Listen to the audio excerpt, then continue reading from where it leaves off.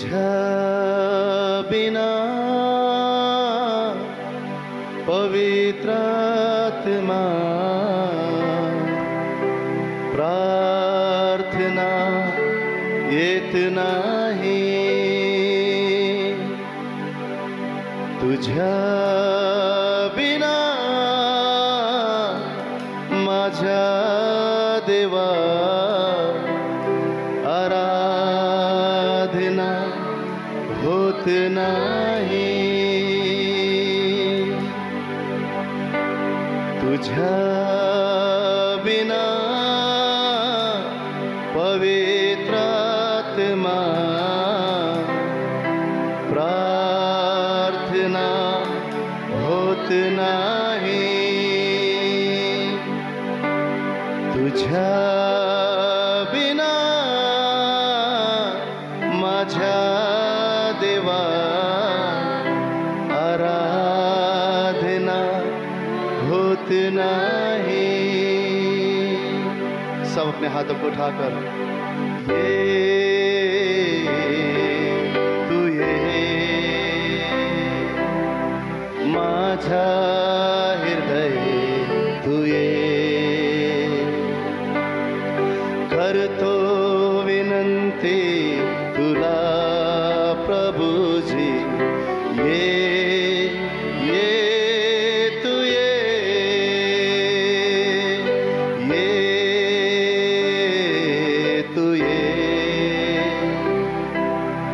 माझ्या हृदय तू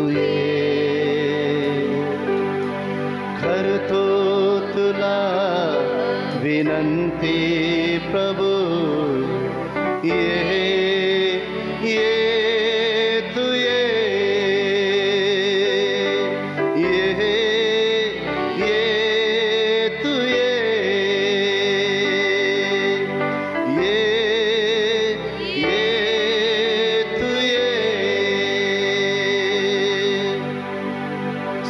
पवित्र आत्मा हमें तेरी जरूरत है प्रभु जी। आइए रूहे पाक, तेरे बिना हमारा मिलना व्यर्थ है परमेश्वर। वादों का सच्चा खुदा, हम तेरी हुजूरी को चाहते हैं, हम तेरी उपस्थिति को हमारे बीच में चाहते हैं। पवित्र आत्मा हमारे बीच में तू मंडराने पाए। यीशु राजा तू हमारी आराधना पर विराजमान होने पाए। पिता हम मिलकर तुझे सारा आदर और सम्मान देने पाए। हमें तेरी जरूरत है प्रभु। पवित्र आत्मा, तेरे बगैर हम यीशु की महिमा नहीं कर सकते। पवित्र आत्मा हमें अपने अभिषेक से भर दे, ताकि हम उस पिता की वर्णन कर सके, उस हमारे यीशु मसीह की महिमा कर सके। हमारा हृदय कह सके कि हमारा परमेश्वर भला है, हमारा यीशु सारा आदर और महिमा के योग्य है। छू ले प्रभु, हम सभी को छू ले, हम सभी को छू ले पवित्र आत्मा। हम पर तेरी कब्जा हो जाए प्रभु, तेरी कब्जा हो जाए। तू मेरा पिता है, मैं तेरा बेटा हूँ। स्वर्ग खुला है मेरे लिए।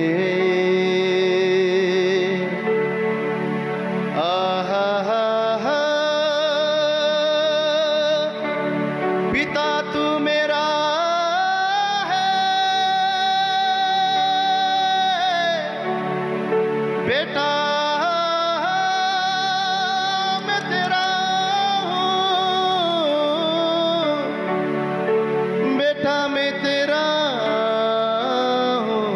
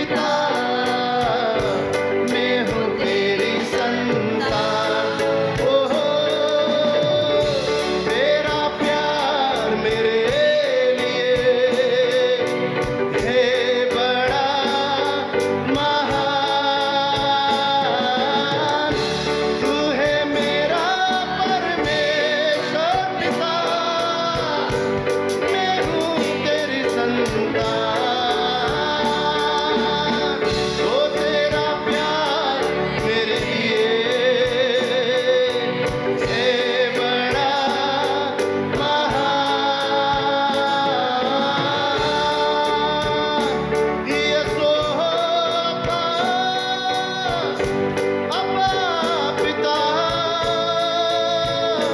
तेरा प्यार मेरे लिए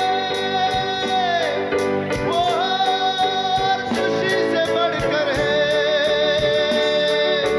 तेरा प्यार पिता, ओ हम अनाथ नहीं, तू अब्बा पिता हमारा पिता है। Oh yes Lord, we bow before you, तेरी आराधना करते हैं पिता। ओ सदा अपनी बाहें हमारे लिए खोलने वाला, सदा हम पर अनुग्रह करने वाला, सदा हम पर दया दिखाने वाला अब्बा अब्बा पिता, तेरा प्यार महान है। मेरे लिए तेरी बाहें खुली, दिल प्यार से भरा, गले से मुझको लगाए सदा सर्वदा।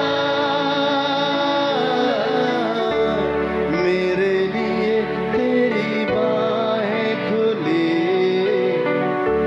दिल प्यार से भरा, गले से मुझको लगाए सदा सर्वदा।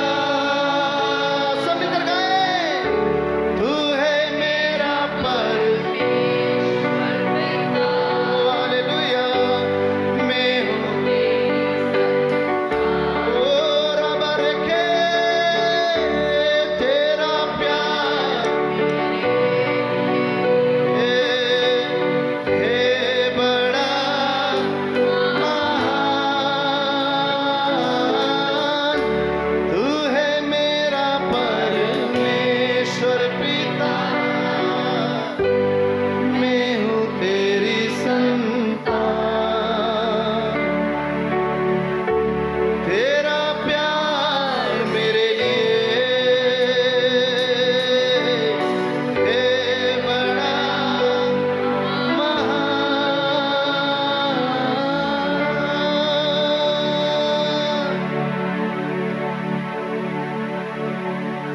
सच में प्रभु, हमें तेरे प्यार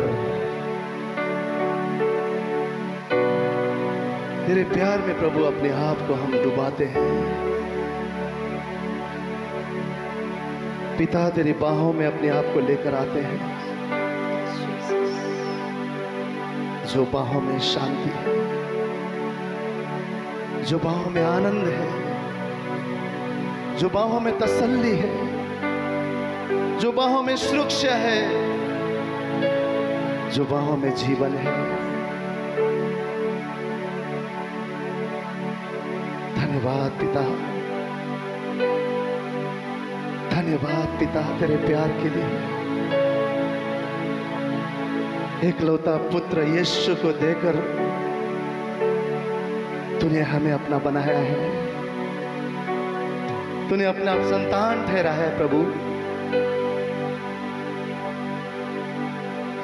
तूने हमसे प्रेम किया है।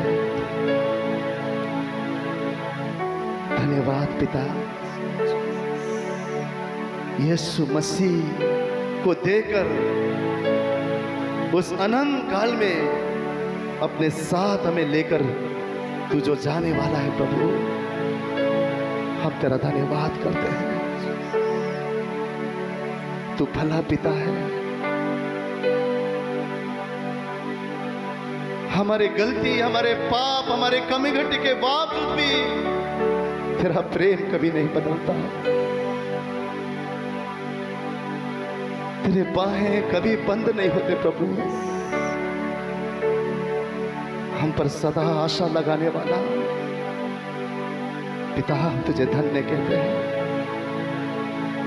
तेरे बाहों में अपने आप को लाते हैं प्रभु।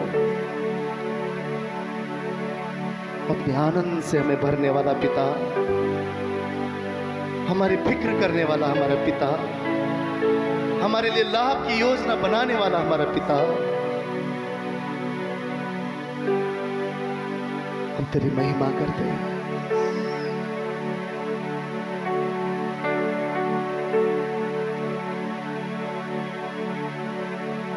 यीशु तेरे प्यार का दीवाना बना मैं, ख्वाहिश मेरी सारी तुझ में पूरी, खुद को ही खो दिया अब तेरी पहचान में, मेरी हर सांस तेरे नाम है लिखी। अपने जीवन को उसे देते हुए सुबह अपने हाथों को उठाकर उस परमेश्वर से कहे, प्रभु ये जीवन मेरा नहीं तेरा है, ये सांसें मेरी नहीं तेरी है। होने दे प्रभु मेरे जीवन से तेरी इबादत हो तेरी महिमा हो। तुझसा और कोई मेरे लिए उत्तम नहीं प्रभु, जिसने अपने आप को देकर मुझसे प्रेम किया है। यीशु तेरे प्यार का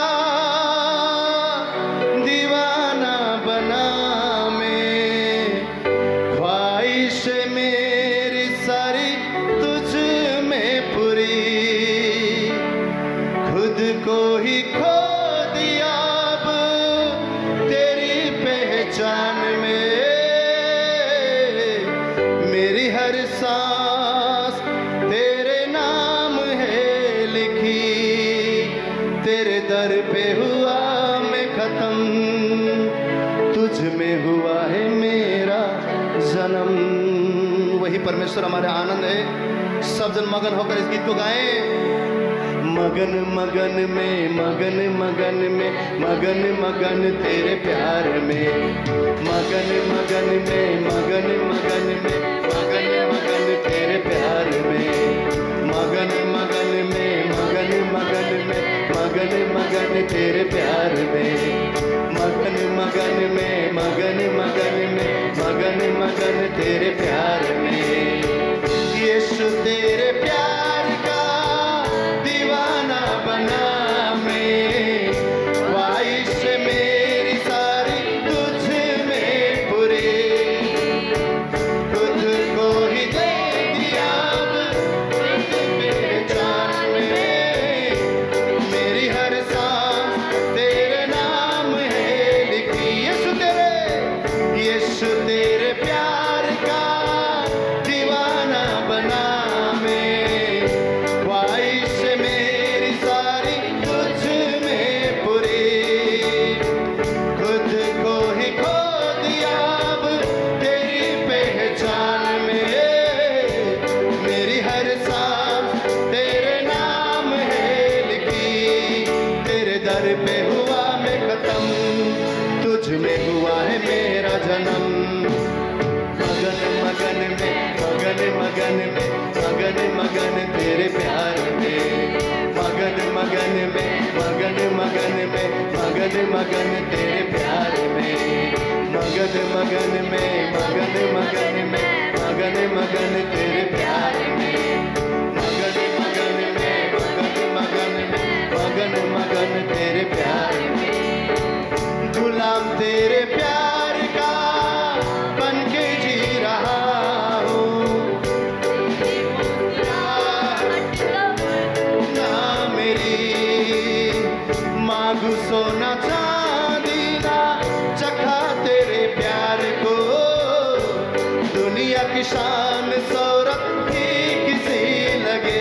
सब गए गुलाम तेरे प्यार का बन के जी रहा हूँ, तेरी मुस्कुराहट तमन्ना मेरी, मांग सोना चांदी ना चखा तेरे प्यार को, दुनिया की शान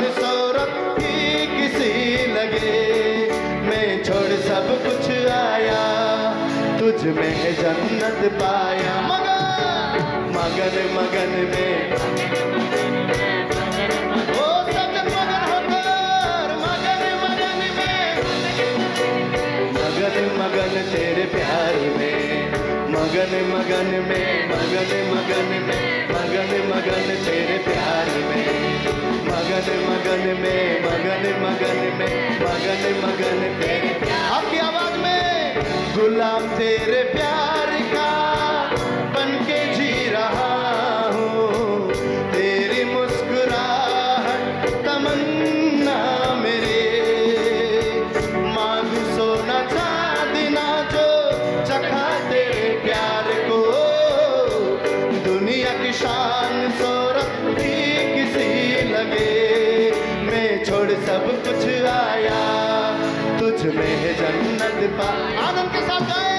मगन मगन में, मगन मगन में, मगन मगन तेरे प्यार में, मगन मगन में, मगन मगन तेरे प्यार में, ओ मगन मगन में, मगन मगन में, मगन मगन तेरे प्यार में, मगन मगन में, मगन मगन तेरे प्यार में, सजन मगन मगन में, मगन मगन में, मगन मगन तेरे प्यार में, मगन मगन में, मगन मगन में, मगन मगन तेरे प्यार में, गाए मगन मगन में, मगन मगन में, यीशु के प्यार में,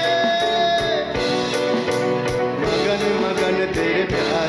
ओ बरसे बरसे बर बरसे बर बरसे बरसे तेरा प्यार, बरसे बरसे बरसे बर बरसे बर बरसे बरसे तेरा प्यार, बरसे बरसे बरसे बर बरसे बरसे बरसे बरसे तेरा प्यार, बरसे बरसे बर बरसे बरसे बर बरसे बरसे बर।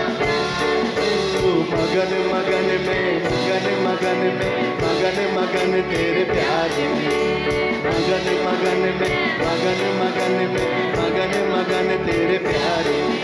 हाँ यीशु तेरे प्यार का दीवाना बना मैं, ख्वाहिश मेरी सारी तुझ में पूरे, खुद को मैं खो दिया अब तेरी पहचान में, मेरी हर सांस तेरे नाम है लिखी, तेरे दर पे हुआ मैं खत्म, तुझ में हुआ है मेरा।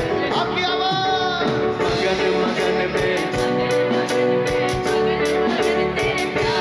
हाँ मगन मगन में, मगन मगन में, मगन मगन तेरे प्यार में, मगन मगन में, मगन मगन में, मगन मगन तेरे प्यार में, मगन मगन में, मगन मगन में, मगन मगन तेरे प्यार में। बरसे बरसे बर बरसे बरसे बर बरसे बरसे तेरा प्यार, बरसे बरसे बरसे बर बरसे बरसे तेरा प्यार, बरसे बरसे बरसे बर बरसे बरसे बरसे बरसे तेरा प्यार, बरसे बरसे बरसे बर ओ बरसे बरसे तेरा प्यार, बरसे स्वर्ग से उस प्यार बरस रहा है, पिता का प्यार, वो प्यार में अपने जीवन को लाए, वो प्यार स्वर्ग का प्यार, पिता का प्यार बरस रहा है, उसका अनुग्रह बरस रहा है, उसका प्यार बरस रहा है, बरस रहा है, पिता का प्यार। मगन मगन में, मगन मगन में, मगन मगन तेरे प्यार में, मगन मगन में, मगन मगन में, मगन मगन तेरे प्यार में, मगन मगन में, मगन मगन में, मगन मगन तेरे प्यार में, मगन मगन में, मगन मगन मगन मगन तेरे प्यार में। वो सच्चा प्रेम करने वाला यीशु मसीह के लिए एक उत्तम तालियों का अर्पण देंगे। हालेलुया। हम सभी के सारे प्रश्नों का एक जवाब है। आप सुनना चाहते हैं कि परमेश्वर आप और मुझसे प्रेम करता है। हालेलुया। हम कैसे भी परिस्थिति में क्यों ना हो जाए, कितना भी उसके विपरीत क्यों ना हो जाए, बाइबल कहता है कि उसका जो प्यार है वो मनुष्य के जैसा प्यार नहीं है। उसका प्यार कभी भी बदलता नहीं है, कभी भी बदलता नहीं। उसके प्रेम में कोई शर्त नहीं है। इस संसार के प्रेम में शर्त है, लिमिट है। आप किसी पर भरोसा रखिए, उसका भी एक लिमिट है, क्योंकि वो भी मनुष्य है। परंतु परमेश्वर लिमिटलेस परमेश्वर है। हालेलुया। और वो खुदा चाहता है कि हम उस पर ट्रस्ट करें, उस पर भरोसा करें, क्योंकि बाइबल क्या बोलता है, जो कार्य मनुष्य के लिए कठिन है वो परमेश्वर के लिए संभव है। हालेलुया। और पिता आज हमें क्या बताना चाहता है, तुम कैसे भी रहो, कितना भी दूर जाओ, लेकिन मेरे बाहें जब तुम मुड़ के आते हो, मेरे बाहें हमेशा तुम्हारे लिए खुले हैं, क्योंकि उसके प्रेम में कोई शर्त नहीं है। जब हम लौट कर आते हैं, पिता पिता पिता मैं तेरे पास आता हूँ, मैं तेरे पास मुड़ कर आता हूँ, मेरे भलाई तुझे छोड़कर और कहीं नहीं है। जब हम होश में आ जाते हैं, जब हम पिता की तरफ मुड़ जाते हैं, वो पिता का प्रेम कभी भी कम नहीं होता। वो पिता फिर से हमें अंगूठी पहनाता है, फिर से हमें वस्त्र पहनाता है, फिर से हमें अपने लहू से धोकर हमें अपना संतान बनाता है। उस प्रेम के लिए हम परमेश्वर के प्रति सदा शुक्रगुजार हैं। और वो पिता चाहता है कि हम सदा उसके बाहों में, सदा उसकी हुजूरी में, सदा उसकी उपस्थिति में बने रहें। तो आइए हम सब इन गीतों के द्वारा परमेश्वर की महिमा करेंगे, जो हमारा राजा है, जो हमारा प्रभु है, जो हमें विजय देने वाला परमेश्वर है। और जैसे हमने अभी गीत गाया है कि हम उसके प्रेम में मगन हैं, तो आइए हम आनंद के साथ इन गीतों को गाएं और परमेश्वर की महिमा करें।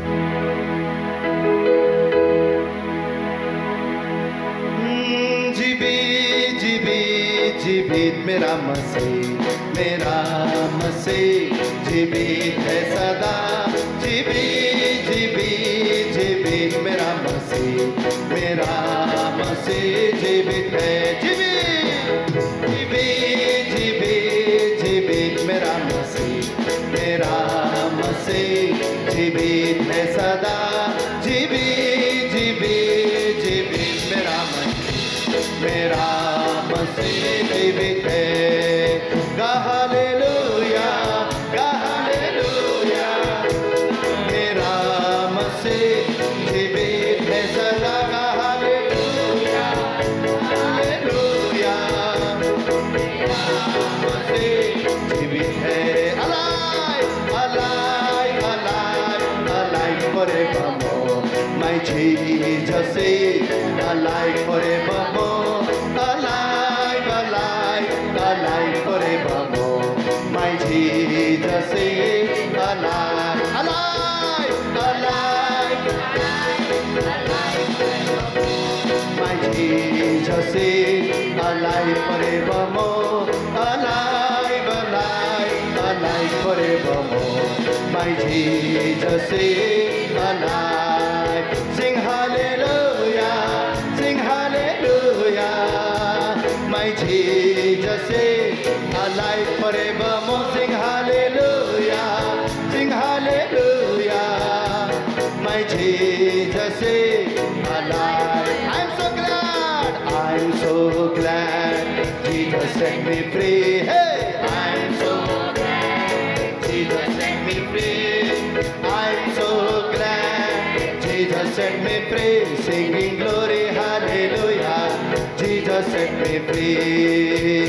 For the devil had me bound, but Jesus set me free. Devil had me bound, but Jesus set me free. Devil had me bound, but Jesus set me free. Singing glory, hallelujah. फिर से गाएंगे, I'm so glad, I'm so glad. Jesus set me free. me free. Hey, I'm so glad Jesus set me free. Singing glory, hallelujah. For the devil had me bound, but Jesus set me free. Devil had me bound, but Jesus set me free. Devil had me bound, but Jesus set me free. Singing glory, hallelujah. Jesus set me. सब जन मिलकर घोष करें, विजय मेरी है, विजय मेरी है, हाँ विजय आज मेरी है। ओ सारे शैतान शक्ति दूर हो जाओ, विजय आज मेरी है। तालियों के साथ विजय मेरी है, हाँ विजय मेरी है, हे विजय आज मेरी है। विश्वास के साथ सारे शैतान शक्ति दूर हो जाओ, विजय आज मेरी है। ओ शक्ति हो परम शक्ति हो, यीशु जाने शक्ति हो परम शक्ति हो, यीशु जाने शक्ति हो परम शक्ति हो, यीशु जाने शक्ति हो परम शक्ति हो, यीशु Great and mighty is the Lord our God. Great and mighty is He. Lift up your banner and great and mighty is He. Lift up your banner, lift up your banner, let the anthem ring. Praises to our King. Great and mighty is the Lord our God. Great and mighty is He. Great and mighty is the Lord our God. Hey, great and mighty He. Great and mighty is the Lord our God. Great and mighty is He. Lift up your banners, lift up your banners, let the anthem ring. Praises to our King. Great and mighty is the Lord our God. Great and mighty is He. Hey, राजाओं का राजा वो है, प्रभु का प्रभु वो है, उसका नाम यीशु यीशु यीशु यीशु। ओ राजा है, मिलकर गाए, राजाओं का राजा वो है, प्रभु के प्रभु वो है, उसका नाम यीशु यीशु यीशु यीशु। ओ राजा है, प्रभु की स्तुति करो, प्रभु की स्तुति करो, प्रभु की स्तुति करो, प्रभु की स्तुति हमेशा करो, प्रभु की स्तुति करो, प्रभु की स्तुति करो, प्रभु की स्तुति करो, प्रभु की स्तुति हमेशा। यीशु की स्तुति करो, यीशु की स्तुति करो, यीशु की स्तुति करो, यीशु की स्तुति हमेशा करो। ओ क्यों ना बोलूं फिर मैं तेरी जय जयकार, ओ क्यों ना बोलूं फिर मैं तेरी जय जयकार, सब मिलकर हो क्यों ना बोलूं फिर मैं तेरी जय जयकार, हालेलुया क्यों ना बोलूं फिर मैं तेरी जय जयकार, मिलकर गाए हो जय जयकार जय जयकार, तूने मेरे लिए क्या कुछ ना किया, ओ जय जयकार जय जयकार, तूने मेरे लिए क्या कुछ ना किया। फिर से हो क्यों ना बोलूं फिर मैं तेरी जय जयकार, क्यों ना बोलूं फिर मैं तेरी जय जयकार, यीशु की जय हो, क्यों ना बोलूं फिर मैं तेरी जय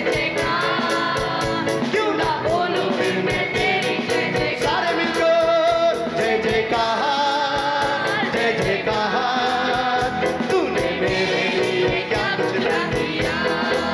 ओ जय जयकार, जय जयकार, तूने मेरे लिए क्या कुछ ना दिया। सब मिलकर हो, तेरा प्यार है महान, तेरा प्यार है महान। मैं जो पहले मुर्दा था, तूने डाली मुझ में जा। हो तेरा प्यार है महान, तेरा प्यार है जहाँ।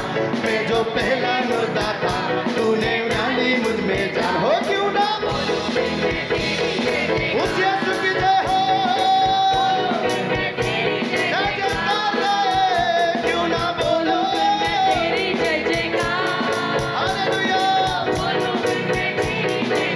मिलकर गाए हो, जय जयकार, जय जयकार, तूने मेरे लिए क्या कुछ ना दिया। ओ जय जयकार, जय जयकार, तूने मेरे लिए क्या कुछ। सब मिलकर घोष करे, हाँ विजय मेरी है, हाँ विजय मेरी है, हे विजय आज मेरी है। हाँ सारी शैतान शक्ति दूर हो जाओ, विजय आज। अपने जीवन में विजय को घोषित करे, विजय मेरी, हाँ विजय मेरी, विजय आज मेरी है। सारी शैतान शक्ति दूर हो जाओ, विजय आज मेरी है। हाँ विजय आज मेरी है, हाँ विजय आज मेरी है। ओ विजय आज मेरी है। हालेलुया। हालेलुया। उस विजय देने वाले यीशु मसीह के लिए एक जोरदार तालियों का अर्पण हम देंगे। आमीन। आमीन। यीशु मसीह के द्वारा हम जयवंत से भी बढ़कर है। हालेलुया। हालेलुया। उसने हमारे जीवन में जय को दे चुका है। अब हम क्लेम करते हैं कि यीशु के नाम से हमारा जीवन हर समय विजय के उत्सव में चलेगा, जय के उत्सव में चलेगा, क्योंकि यहोवा निस्सी जय देने वाला हमारा परमेश्वर है। तो आइए हम सब मिलकर उस खुदावन की तारीफ करें, उसकी महिमा करें और इस आराधना में हम जाएं और परमेश्वर के नाम को ऊंचा उठाएं।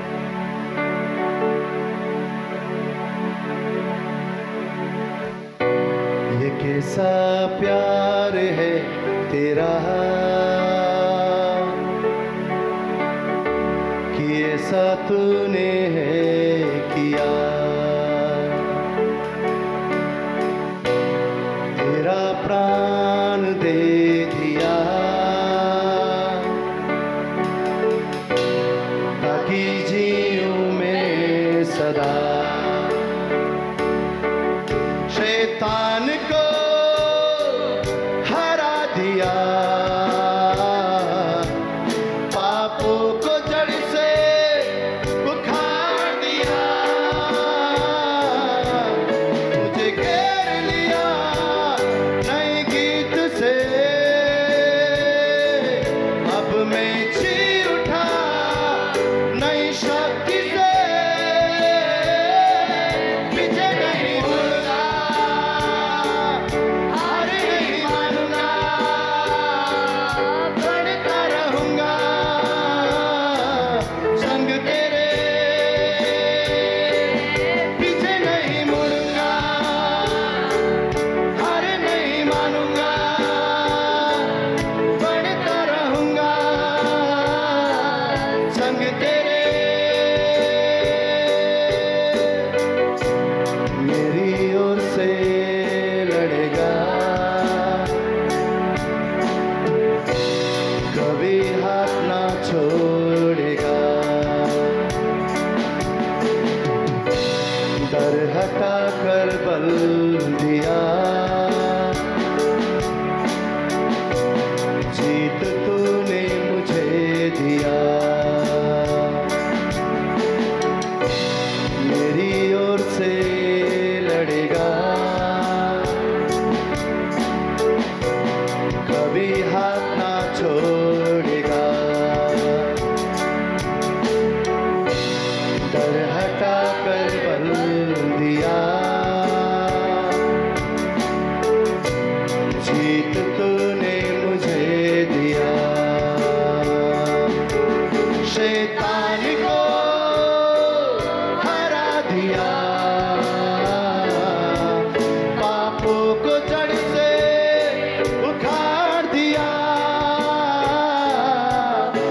मुझे घेर लिया नई गीत से,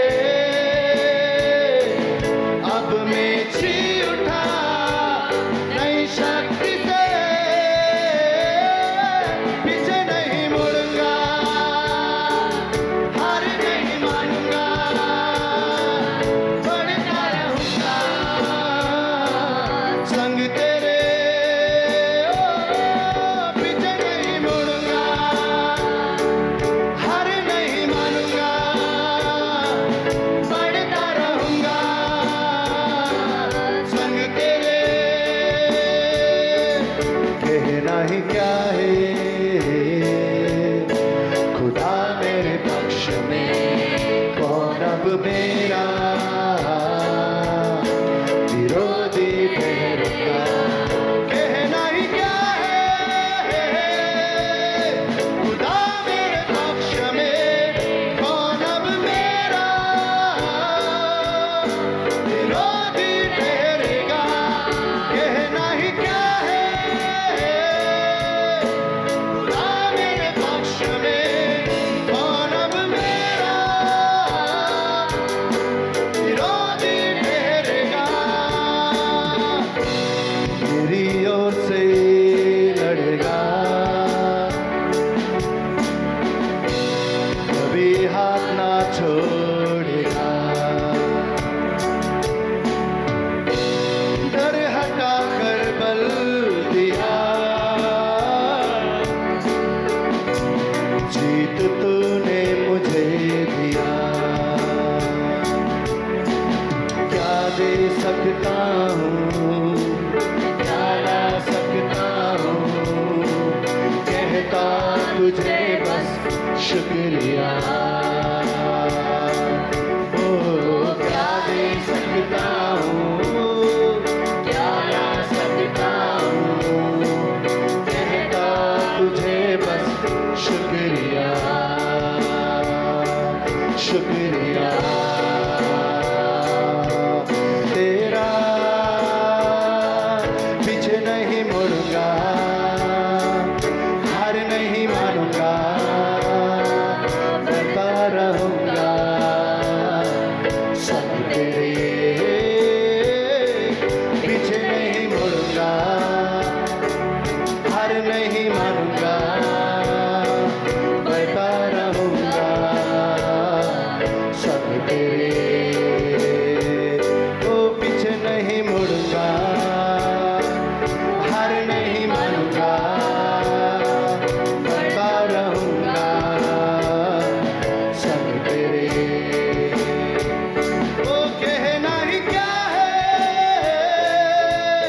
खुदा मेरे पक्ष में, कौन अब मेरा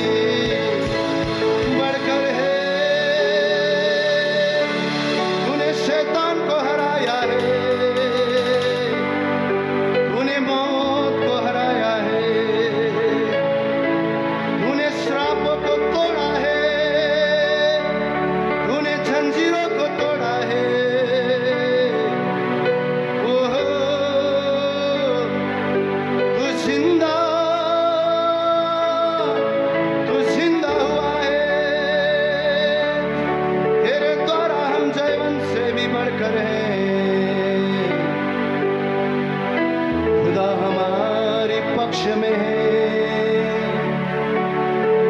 और राजा दी राजा, प्रभुओं का प्रभु हमारे पक्ष में है। कायनात को बनाने वाला अति पवित्र सिंहासन में विराजमान यहोवा हमारे पक्ष में है। कौन हमारे विरोधी हो सकता है? यीशु तेरे द्वारा हम जयवंत से भी बढ़कर हैं। कहना ही क्या है, खुदा मेरे पक्ष में, कौन अब मेरा विरोधी ठहरेगा? मेरी ओर से लड़ेगा मेरा यीशुआ, कभी हाथ ना छोड़ेगा। डर हटाकर बल दिया, जीत तूने मुझे दिया। जब से छुआ तूने मुझे, नई सांस जैसे फिर से आ गई। जब से थामा हाथ तेरा, बंद राह जैसे फिर से खुल गए। ओ तू ही प्रभु मेरे यीशु, तेरे सिवा ना होगा कोई। तू ही प्रभु मेरे यीशु, तेरे सिवा ना होगा कोई। ये जिंदगी तेरी महिमा गाती रहे अब सदा। ये जिंदगी तेरी महिमा गाते रहे अब सदा। जब तक जियो तेरी महिमा, हे खुदा जब तक जियो तेरी महिमा करता रहो। हे खुदा जब भी पुकारा मैंने तुझे, मेरी हर दुआ को तूने है सुना। हर एक कदम पर साथ रहा, पास तुझको महसूस किया। अब हो सना तेरी खुदा, इस जिंदगी को तुझको दिया। अब हो सना तेरी खुदा, इस जिंदगी को तुझको दिया। ये जिंदगी तेरी महिमा गाते रहे अब सदा। ये जिंदगी तेरी महिमा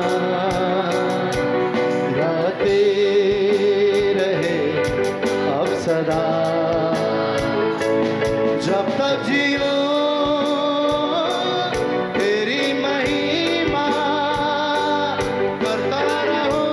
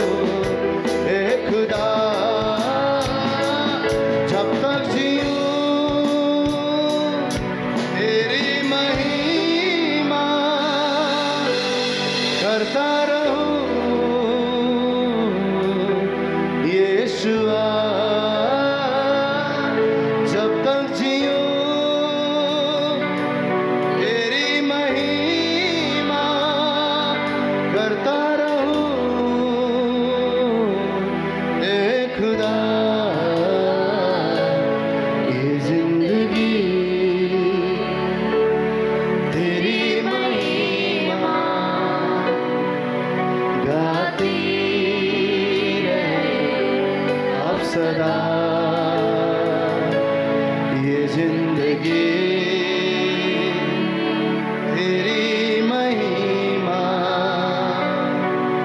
गाते रहे अब सदा, जब तक जियो तेरी महिमा करता रहूं हे पिता, जब तक जियो तेरी महिमा करता रहूं यीशुआ, जब तक जियो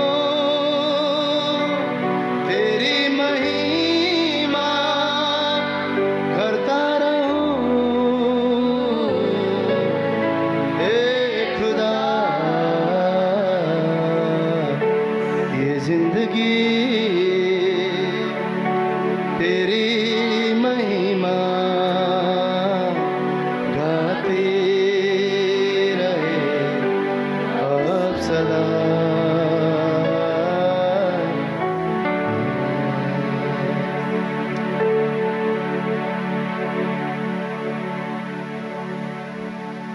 हाँ प्रभु, हम तुझे धन्यवाद करते हैं।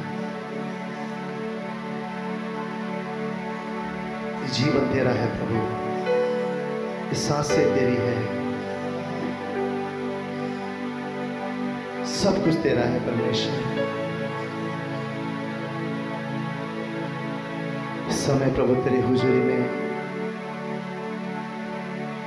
अपने जीवन को हम समर्पण करते हैं। तूने कहा प्रभु, तुम उस पहाड़ में बसे हुए नगर के समान हो। हे खुदावन, तेरी ज्योति चमका दे प्रभु, तेरी ज्योति चमका दे, तेरे सामर्थ्य से भर दे परमेश्वर, तेरे अभिषेक पहने दे खुदावन,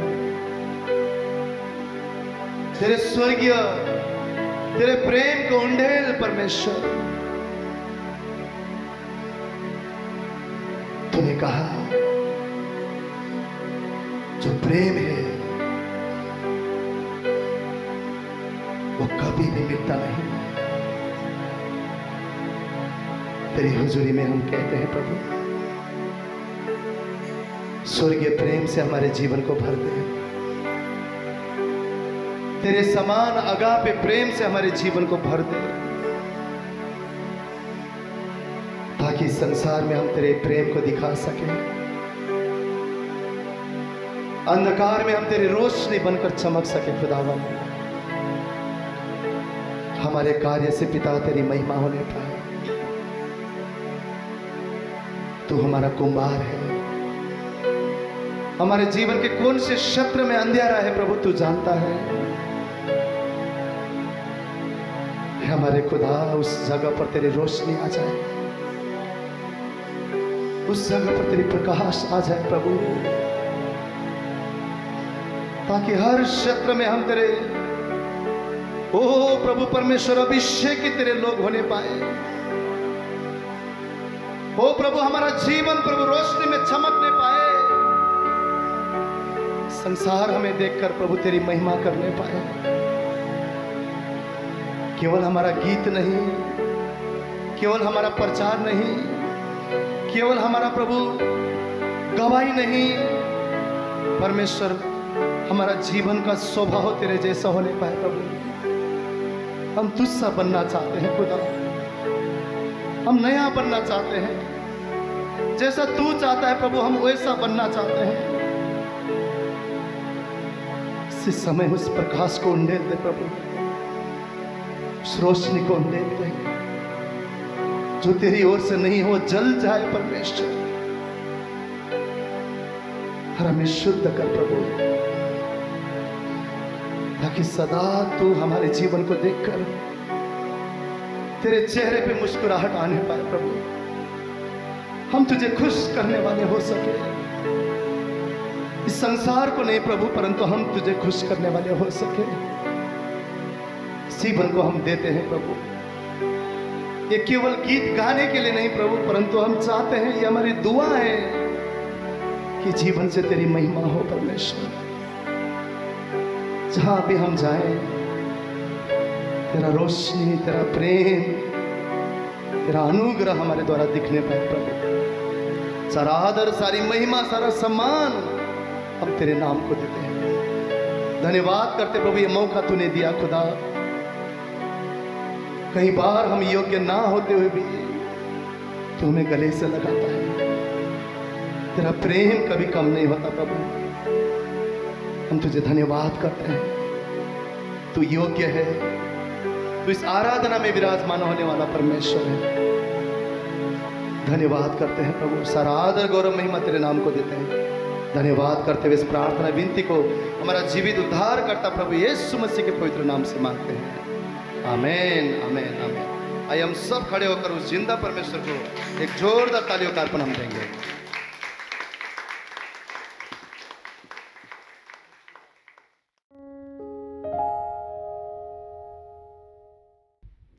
हम सब के लिए परमेश्वर के पास योजनाएं हैं। कितने विश्वास करते हैं? हम सब विश्वास करते हैं कि परमेश्वर के पास हमारे लिए योजना है। और हम उस योजना को जानते हैं कि नहीं जानते? हम जानते हैं उस योजना को? नहीं जानते। अगर हम सब कुछ जानते हो ना, फिर हमें परमेश्वर की जरूरत नहीं है, फिर हम खुद ही सारा कुछ अपने आप मैनेज कर लें। अभी कि परमेश्वर खुद ये कहते हैं कि मैं ही जानता हूँ जो कल्पनाएं मैं तुम्हारे विषय में करता हूँ। फिर भी हम उन कल्पनाओं के बीच में अपनी कल्पनाएं ले आते हैं, अपनी योजनाएं ले आते हैं, अपने प्लान ले आते हैं। जबकि परमेश्वर का वचन यिर्मयाह 29:11 में कहता है, मैं ही जानता हूँ जो कल्पनाएं मैं तुम्हारे विषय में करता हूँ वो लाभ की हैं, हानि की नहीं है। तो कितना जरूरी हो जाता है हमारे लिए उन कल्पनाओं पर, उन प्लान्स पर भरोसा करना जहां कोई हानि नहीं है। क्या ऐसी गारंटी हमें कोई दे सकता है? कोई नहीं दे सकता हमें कि जो मैं बोल रहा हूं ना 100% होगा, इसमें कोई हानि नहीं है। पर हम फिर भी परमेश्वर की बात को छोड़कर कभी कभी लोगों की बात पर भरोसा कर लेते हैं। जब वो कहते हैं ना, अरे विश्वास करो मैं हूं ना, हम कहते हैं अरे भाई ने कहा है, सच यही होगा बस। हम परमेश्वर को छोड़कर मनुष्यों की बातों पर भरोसा करने लगते हैं। और कई बार हमारी कुछ गलतियां, या मैं यूं कहूं हमारी एक गलती भी परमेश्वर की उस योजना को बिगाड़ देती है जो परमेश्वर ने हमारे जीवन के लिए की है। हमें कभी कभी समझ नहीं आता, हमें लगता है क्या हुआ, गलती हो गई ना। पर वो गलती कितनी भारी पड़ती है हमें, ये पवित्र शास्त्र में आज हम उन उदाहरणों को देखेंगे जब हम उसके प्लान में अपनी एक कोई बात लाकर, और वो कौन सी बातें हैं जिनसे हम उन्हें ले आते हैं उस बात को। हमारा चुनाव कई बार, हमारा बहुत बोलना कई बार, हमारा ना सुनना किसी की कई बार हमारा पिछली बातों में अटके रहना, ये ऐसी बातें हैं जो उस परमेश्वर के प्लान को बिगाड़ देती हैं हमारे जीवन में। और इसका नुकसान परमेश्वर को नहीं होता, इसका नुकसान हमें ही होता है। और फिर हम पूछते हैं क्यों हुआ भाई, कैसे हुआ ये? हम तो प्रभु से प्यार करते हैं। परमेश्वर ने कहीं ये वायदा नहीं किया कि तुम मुझसे प्यार करते हो तो सब कुछ सही चलता रहेगा। परमेश्वर कहता है मेरी आज्ञाओं को मानो, मेरे पीछे चलो। अगर हम उसकी बातों को मानेंगे, उसके पीछे चलेंगे, समर्पण करेंगे, जो वो कहता है वो हम करेंगे, तब हम परमेश्वर से क्वेश्चन कर सकते हैं प्रभु ये क्यों हुआ। अय्यूब का क्वेश्चन करने का कारण था, परमेश्वर खुद कहते हैं खरा व्यक्ति है। जब खरे व्यक्ति के जीवन में इतनी समस्याएं आई, वो क्वेश्चन कर रहा है, तब भी परमेश्वर उसको कहते हैं तू होता कौन है क्वेश्चन करने वाला। तो हम कौन होते हैं क्वेश्चन करने वाले? पर हम कैसे, हमारी एक गलती, हमारे अच्छे काम जो होंगे ना, शायद हमने 100 किए हों, उनका रिकॉर्ड बहुत कम मिलेगा। एक गलती मनुष्य भी याद रखता है, परमेश्वर भी याद रखता है। हम सब ने अय्यूब की पत्नी के बारे में बहुत बार पढ़ा है कि उसने अय्यूब को कोसा। कितनों ने ये सुना हुआ है, अय्यूब की पत्नी ने अय्यूब को कोसा। क्या हम उसके बारे में और कुछ जानते हैं कि वो पत्नी कैसी थी? वो पत्नी अच्छी थी, बुरी थी, उसने उसको कोसा, फिर उसके बाद उसको छोड़कर चली गई कि उसके साथ रही। हम कुछ नहीं जानते इसके बारे में, पर लिखा है अय्यूब के पास बहुत धन दौलत थी, अय्यूब के पास बच्चे थे। अगर एक घर में धन दौलत है, सब कुछ है ना कहीं स्त्री समझदार है, क्योंकि घर को स्त्री ही बनाती है। उसके बाद उसने एक बात बोली, कब तक दीन बना रहेगा, अपने परमेश्वर को कोस, मरता है तो मर जा। और अय्यूब क्या कहता है, मूढ़ स्त्री सी की बात ना कर। वो ये नहीं कहता तू तो है ही पागल, तू तो हमेशा ऐसे बोलती है। वो कहता है मूर्ख स्त्री के समान बात मत कर, मतलब तू मूर्ख नहीं है। उसकी वो एक बात का बोलना, उसके बाद वो रिकॉर्ड में आ गया। अय्यूब की पत्नी ने ये कहा और हमने बहुत सा प्रचार किया, हमने बहुत से प्रचार सुने, लेकिन फिर भी उसकी सारी दुख तकलीफ में वो उसके साथ रही। ये हम कैसे जानते हैं, जब परमेश्वर ने फिर उसे आशीषें लुटाई तो उसके फिर 10 बच्चे हुए, यानी पत्नी साथ थी। उसकी दुख तकलीफ में वो बनी रही, उसे छोड़ के नहीं गई। लेकिन उसकी एक बात कहना रिकॉर्ड में आ गया, बाइबल में आ गया। आज प्रचार होते हैं, हम करते भी हैं, हम सुनते भी हैं, उसकी एक गलती। कभी कभी हम सोचते हैं हमने जो किया अरे बड़ा किसी को याद है, वो रिकॉर्ड में लिखी जाती है। आप हो सकता है सोचते हो सब भूल गए, सबको याद है, परमेश्वर को भी याद है। हमारा बोलना, कभी कभी हम इतनी उतावली करते हैं, कोई 2 लड़ रहे हैं, तीसरे हम बीच में नेता बन जाते हैं। हमें नहीं पता उसका भुगतान कौन कर रहा है, किसे करना पड़ेगा उसका भुगतान। परमेश्वर ने नए नियम में प्रभु यीशु मसीह ने कहा लूका 17:32 में, लूत की पत्नी को स्मरण करो। क्यों, वो तो ओल्ड टेस्टामेंट में थी, वो तो उत्पत्ति में थी, जो उसने किया नए नियम में उसे हमें याद करने की क्या जरूरत थी। लेकिन परमेश्वर कहते हैं लूत की पत्नी को स्मरण करो, उसकी उस गलती को याद करो, वैसा आदर्श मत बन जाना। क्या लूत की पत्नी बेकार औरत थी? हमें नहीं पता, बस हमें इतना पता है कि वो पीछे पलट गई, और तो हमें कुछ नहीं पता। जबकि परमेश्वर का वचन बताता है वो सदोम में रह रहे थे, वहां रह रहे थे, पर वो पूरा परिवार बड़ा अच्छा था, उसके बच्चे अच्छे थे, लूत अच्छा था, सब अच्छे थे। पर उसकी पत्नी कैसे बुरी हो गई? क्योंकि जब परमेश्वर ने कहा यहां से निकल, तो उसने क्या किया? पीछे पलट कर देखने लगी। जब हम परमेश्वर के राज्य में चलना शुरू करते हैं, हमारे लिए पीछे नहीं पलटना। आज हमने गीत में भी कहा, पीछे नहीं दौड़ूंगा, पीछे नहीं लौटूंगा प्रभु, मैं आगे ही बढ़ता जाऊंगा। मसीह जिंदगी आगे की जिंदगी है। जब परमेश्वर हमें अपने राज्य में ले आया, तब वो कहता है पुरानी बातें बीत गई, अब तुम नई सृष्टि हो। अब तुम, हम पीछे क्या करते थे, कैसे थे, क्या हमने किया, गलतियां की, हमने अच्छे काम किए, हम उन्हें छोड़ते ही नहीं हैं, हम उन्हें पकड़ के चलते हैं। कभी कभी आप देखो, आप एक नई कलीसिया में भी जाएंगे ना, आप वहां जो मर्जी बोलते रहो, पहले मैं ये करता था, पहले मैं प्रचार करता था, पहले मैं ये, कोई आपको एकदम से वहां खड़ा नहीं करेगा। क्यों? अरे हम भी तो जांचे, हम भी तो वफादारी जांचे, हम भी तो जांचे कितना आदर करते हो परमेश्वर का, हम भी तो जांचे कितने फेथफुल हो। कहीं ऐसा नहीं होता। जब हम पुराने में क्या कर रहे हैं, नए में हम वहीं से शुरुआत करेंगे। परमेश्वर कहता है मेरे राज्य में जब आ गए हो ना, अच्छा या बुरा सब पीछे छूट गया है, मैं यहां से नई शुरुआत करूंगा। यहां से तुम्हें देखा जाएगा, यहां से तुम्हें परखा जाएगा। दानियल के बारे में हम सब पढ़ते हैं। दानियल यरूशलेम से आ गया, कहां आ गया? नबूकदनेस्सर राजा उसे ले आया। वहां वो क्या करता था कोई नहीं जानता, पर जब यहां आया परीक्षा देनी पड़ी, यहां आया परीक्षा देनी पड़ी। कितना प्रभु के प्रति वफादार है, कितना उसे पकड़कर खड़ा रहता है। ये हमारी परीक्षाएं, हमारी गलतियां, हमारे, जब तक हम उन टेस्ट को पास नहीं करते, परमेश्वर के राज्य में हम आगे नहीं बढ़ सकते, उसकी योजनाओं में हम शामिल नहीं हो सकते। अपना मर्जी, अपना मनमानापन, अपनी मर्जी से हम काम करके नहीं कह सकते प्रभु हम तेरी योजना में बने हुए हैं। लूत की पत्नी को स्मरण करो, वो एक आदर्श बन गई। कैसा आदर्श? गलत आदर्श, गलत आदर्श बन गई। आज हम इसी वचनों से देखेंगे एक लूत की पत्नी के निर्णय से क्या हुआ। बहुत बार हम सब ने स्टोरी पढ़ी होगी। एक उसकी गलती, मैं ये कहूंगी सिर्फ एक गलती, उससे ज्यादा गलतियां तो लूत ने करी, लेकिन फिर भी वो रिकॉर्ड में आ गई। अय्यूब की पत्नी की एक गलती, बस उसने बोल दिया कितना ज़रूरी है हमें सोच समझ कर बोलना, कितना ज़रूरी है हमें पीछे से मोह छोड़ना, कितना ज़रूरी है हमें सिर्फ परमेश्वर पर नज़र टिका के आगे चलना। बहुत सी ये बातें हैं जो हमारे जीवन को पीछे धकेल देती हैं, परमेश्वर की योजनाओं से बाहर कर देती हैं। हमें नहीं पता चलता हम उस योजना में बने हुए हैं या नहीं बने हुए, लेकिन हम कहते हैं हमसे प्रभु प्रेम करता है। ये हमारा अपना मैं बोल रहा है, ये सिर्फ हम बोल रहे हैं। परमेश्वर की ओर से क्या चिन्ह है, परमेश्वर की ओर से क्या निशानी है कि वो हमसे प्रेम कर रहा है? प्रेम तो वो करता है, कभी उसका प्रेम नहीं मिटता, वो सदा बना रहेगा। लेकिन उस प्रेम में ना डांट भी है, उस प्रेम में छड़ी भी है। गलतियां करो तो मार खा के अंदर आना पड़ता है, डांट खा के अंदर आना पड़ता है, और उसका भुगतान किस किस को करना पड़ता है आज हम परमेश्वर के वचन से देखेंगे। अगर हम सब आज निकाल के रखेंगे रूत की पुस्तक को, यहां हम एक सास और बहू की ना बॉन्डिंग देखते हैं। इतना ज्यादा एकपन है उन दोनों के अंदर कि सास कहती है, जब सब कुछ वो खो देती है ना, तब वो कहती है बेटे भी मर गए, पति भी मर गया, 2 उसके पास बहुएं हैं, एक रूत है और एक और उसकी जेठानी है रूत की।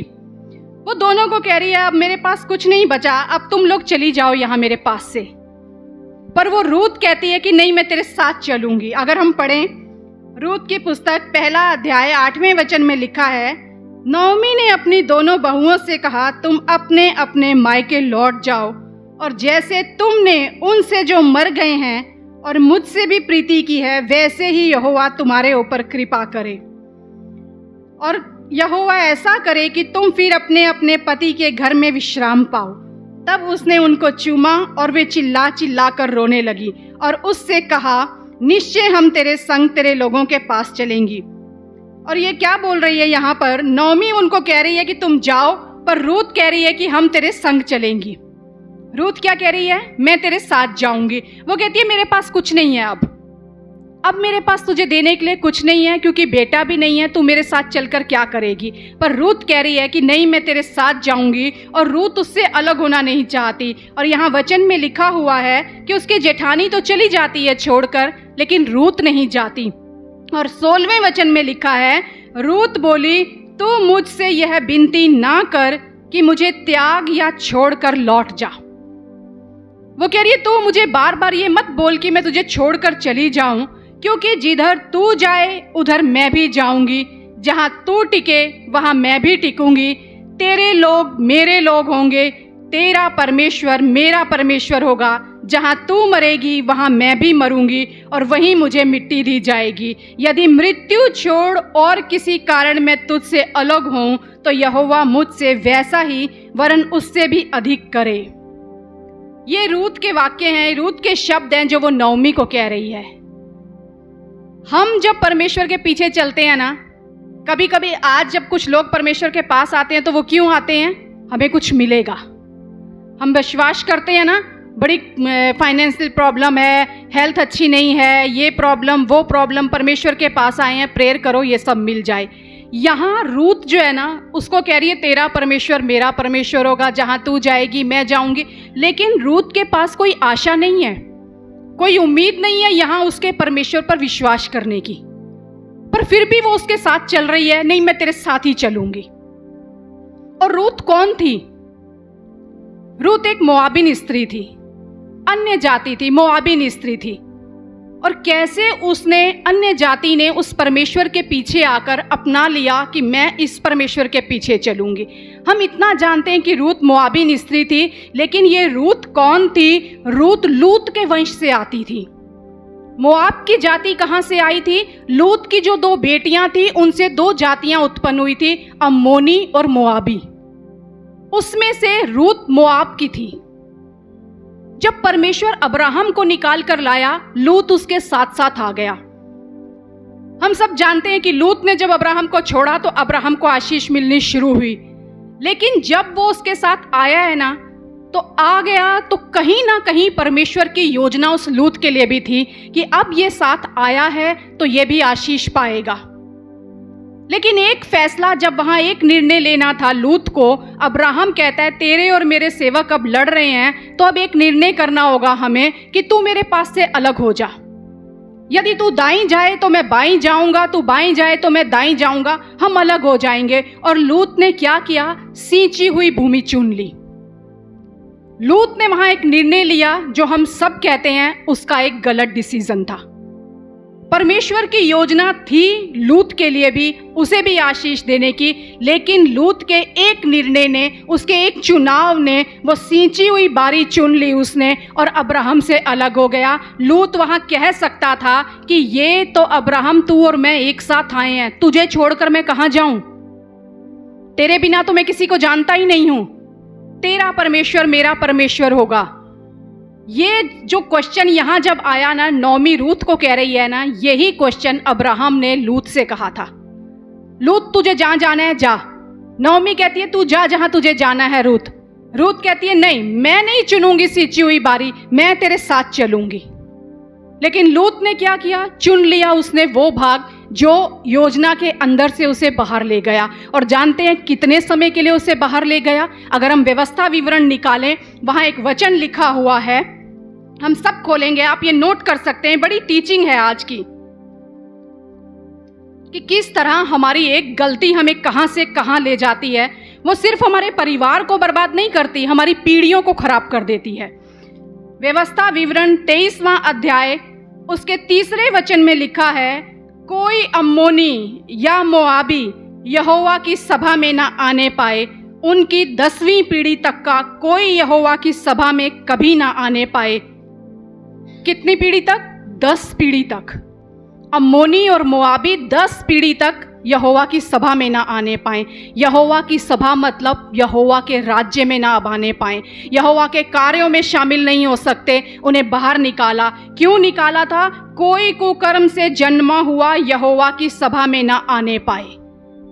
अम्मोनी और मोआबी कुकर्म से जन्मे हुए बच्चे थे और परमेश्वर की योजना जो लूत के लिए थी उन्हें उसने खराब कर लिया। पहला निर्णय जो खराब करने का लिया लूत ने लिया। जब लूत ने वो डिसीजन लिया, मुझे अब्राहम के साथ नहीं रहना, मुझे उस बारी में जाना है जहां सींची हुई भूमि दिख रही है।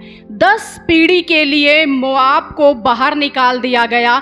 लूत को उस योजना से बाहर होना पड़ा जो योजना परमेश्वर ने उसके लिए बनाई थी। अपनी पीढ़ियां उसने खराब कर ली और 11वीं पीढ़ी की रूत को परमेश्वर दोबारा वही सी परीक्षा में लेकर आ रहा है। वही क्वेश्चन उसके सामने खड़ा कर रहा है। पीछे क्या हुआ? वो पीढ़ियां इतनी खराब हुई हैं लूत के एक निर्णय की वजह से, एक क्वेश्चन की वजह से। वही क्वेश्चन दोबारा रूत के सामने खड़ा हुआ है, तेरे पास वो लोग हैं, तू जाना चाहती है तो चली जा। रूत जा सकती थी फिर वही निर्णय लेकर, लेकिन रूत ने उस कर्ज को तोड़ दिया। उसने उस योजना को फिर से अपने जीवन में शामिल कर लिया, प्रभु की सभा में शामिल हो गई। क्या कहकर? तेरा परमेश्वर मेरा परमेश्वर होगा। अब वो गलती मैं नहीं करूंगी जो लूत ने करी थी, जो लूत ने की थी। यहां हम देखते हैं सिर्फ वो अपनाती नहीं है अपने परमेश्वर को, अपनी सास के परमेश्वर को, पर वो क्या करती है? पूरी जर्नी में रूत की अगर हम देखें, रूत क्या करती है? जैसा नौमी कहती जाती है रूत करती जाती है। उसने समर्पण कर दिया, उसने समर्पण कर दिया। रूत को नौमी कहती है जा बोआज के खेतों में जाना, वहां जाकर काम करना, वहां जाकर उसके पास लेट जाना, वही कुटुंबी होगा जो तुझे छुड़ाने वाला होगा। वो कुछ नहीं बोलती, उसके शब्दों के प्रति समर्पण कर रही है और चुपचाप वो करती जा रही है जो नौमी उसको कह रही है। यहां तक कि नौमी कहती है इस बोआज से शादी कर ले। जानते हैं बोआज की उम्र कितनी थी?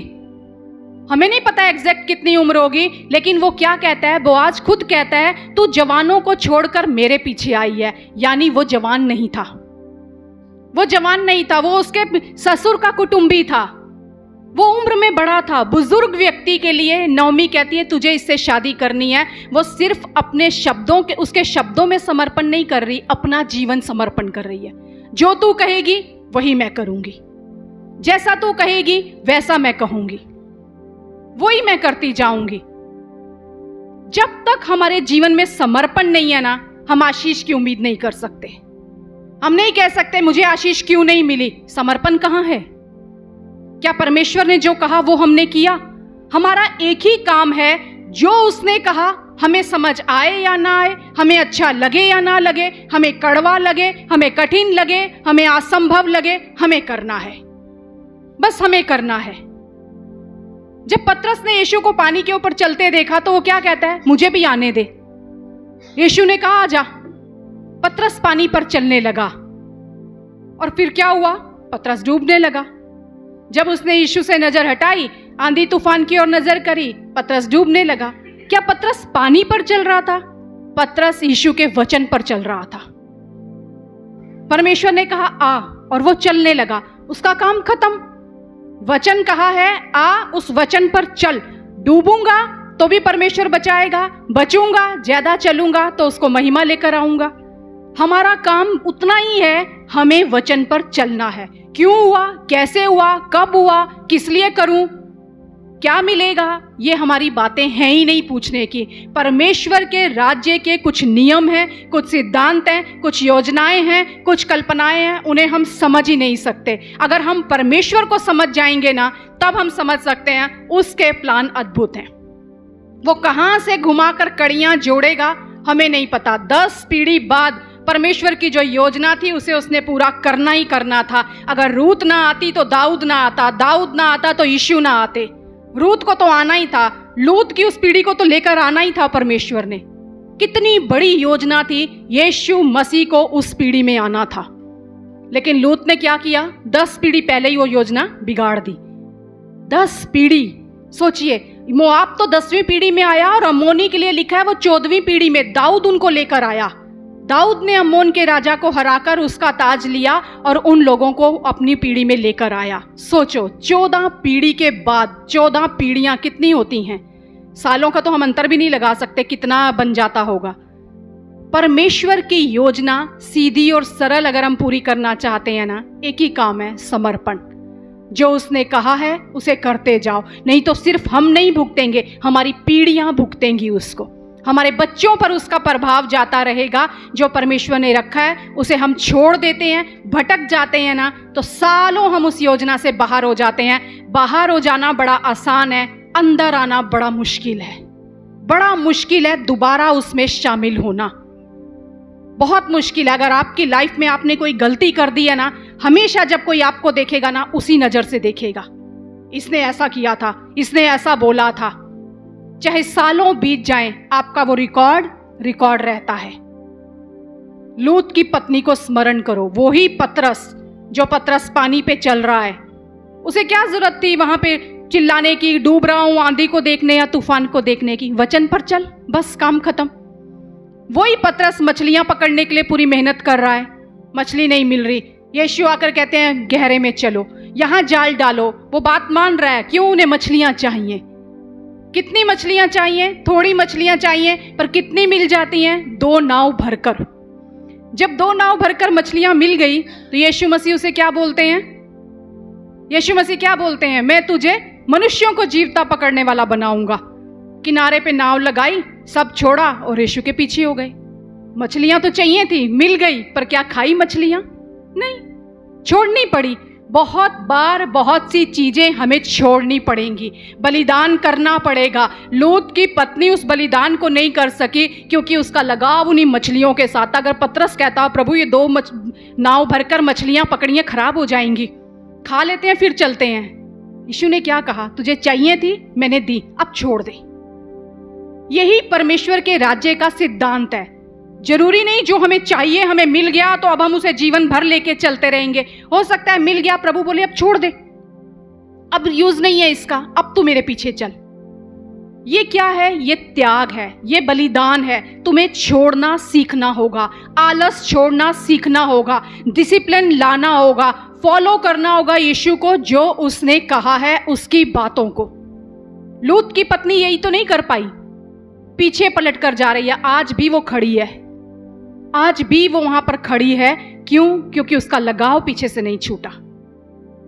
परमेश्वर चाहता है मैंने तुम्हारे लिए जो योजनाएं बनाई है ना, उन्हें मेरे हिसाब से काम करने दो, मेरे हिसाब से चलने दो। बहुत कुछ यहाँ रूत की पुस्तक हमें बहुत कुछ सिखाती है, सिर्फ समर्पण नहीं सिखाती। रूत का अगर हम आगे पढ़े ना, तो रूत की शादी बोआज के साथ हो जाती है, उसके एक बेटा उत्पन्न होता है। पर जब बेटा होता है ना, तो वहाँ क्या लिखा हुआ है? चौथे अध्याय में अगर हम पढ़ें, 17वें वचन में लिखा है, और उसकी पड़ोसिनों ने यह कहकर नओमी के घर बेटा उत्पन्न हुआ है। किसके बेटा हुआ था? रूत के घर। रूत को बेटा हुआ ना। पड़ोसी ने क्या बोल रही हैं? नओमी के बेटा हुआ है। मतलब जो सब कुछ रूत ने किया उसका फल किसको मिल रहा है? नओमी को। नओमी को एक पालने वाला मिल गया है। ये परमेश्वर का कार्य है। आपको इस्तेमाल करता है परमेश्वर अपने उद्देश्य के लिए। रूत इस्तेमाल की गई थी। रूत के लिए जो प्लान था परमेश्वर का, लूत की वंशावली से चलता हुआ, यीशु को उस वंशावली में आना था, दाऊद को आना था, तो रूत का आना जरूरी था। बस रूत का उतना काम था। यही हम सबका काम है। हमारे को परमेश्वर ने चुना है, मेरी इच्छा पूरी करो, मेरे नाम को इस धरती पर फैलाओ। स्वर्ग का राज्य, हम प्रार्थना करते हैं तो हम क्या कहते हैं? जैसी तेरी इच्छा स्वर्ग में पूरी होती है ऐसी पृथ्वी पर हो। क्या होती है? पृथ्वी पर हम सोचते हैं दूसरे पूरी करें, हमारा तो चलेगा, हम करें या ना करें। हमारे जीवन में पूरी हो, हमारे घर में पूरी हो, तभी हमारी कलीसिया में पूरी होगी, तभी हम बाहर पूरी कर सकते हैं। और यही चीज परमेश्वर रूत के लिए कह रहा था, तुझे सिर्फ मेरी इच्छा पूरी करनी है, मेरा वो राज्य इस धरती पर लाना है, मेरा जो योजना है उसे तूने पूरा करना है। 10 पीढ़ी के बाद रूत को आना था वहां उस परमेश्वर की वंशावली में। वो आई, उसने काम किया, उसने समर्पण किया, उसने वो जो उसे कहा गया था वो करती गई। उसके बाद बेटा उत्पन्न हुआ। उस बेटे को किसको दे दिया? नओमी को। वो कह सकती थी ना, ये तो मेरा बेटा है, मैं इसको क्यों दूं? मैं छोड़ के आई थी अपना सब कुछ, मैंने बूढ़े से शादी की थी, मैं भी तो जवान से शादी कर सकती थी, मेरी कोई उम्र तो ऐसी नहीं थी।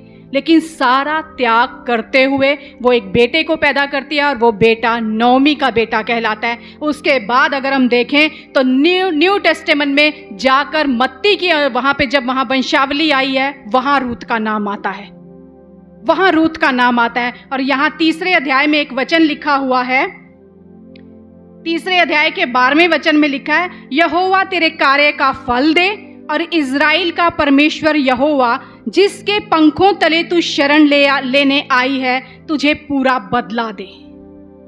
जब आप बने रहते हैं, समर्पण में रहते हैं, बलिदान करते हैं, त्याग करते हैं परमेश्वर के लिए, तब परमेश्वर कहता है 100% तुम्हें बदला मिलेगा। हो ही नहीं सकता कि तुम्हें बदला ना मिले, हो ही नहीं सकता तुम्हें फल ना मिले। रूत का नाम, यहाँ रूत का जो बेटा है वो नओमी का बेटा कहलाया, लेकिन रूत का नाम न्यू टेस्टामेंट में वंशावली में शामिल हो गया। रूत से पैदा हुआ वो बच्चा है, रूत और बोआज का बेटा। परमेश्वर चाह रहा है आज तुम मेरे लिए महिमा को लेकर आओ। रूत किसके लिए महिमा को लेकर आ रही है? जो फल मिला वो नओमी को दे दिया, ये तो नओमी के लिए कहलाएगा। ये बॉन्डिंग हमारी और परमेश्वर के बीच में होनी चाहिए। जब हम ऐसी बॉन्डिंग लेकर चलते हैं ना, तब परमेश्वर कहते हैं जब तुम मेरे नाम को आदर दोगे ना, मैं तुम्हारे नाम को आदर दूंगा। और नीति वचन 22:1 में लिखा है, बड़े धन से अच्छा नाम चाहने योग्य है। आज कितने लोगों ने अपने बच्चों का, अपनी बेटी का नाम रूत रखा है। हर जगह हम सुनते हैं ना, कितने लोग होते हैं बेटी का नाम या रूत। क्यों? रूत को देखा है क्या आपने कभी? रूत सुंदर थी क्या? रूत के क्या गुण थे? पर सिर्फ ये, उसका नाम चर्चा में आ गया, उसका नाम रिकॉर्ड में आ गया। क्यों? क्योंकि उसने कुछ सीखा, परमेश्वर के लिए खुद को समर्पित कर दिया, जो उसका परमेश्वर नहीं था। लेकिन वो कहती है तेरा परमेश्वर मेरा परमेश्वर होगा। वो दोबारा लूत वाली गलती नहीं कर पाई। उसने उस टेस्ट को पास किया और उस जनरेशन को वापस परमेश्वर के राज्य में शामिल किया। बहुत बड़ा रोल है यहाँ रूत का।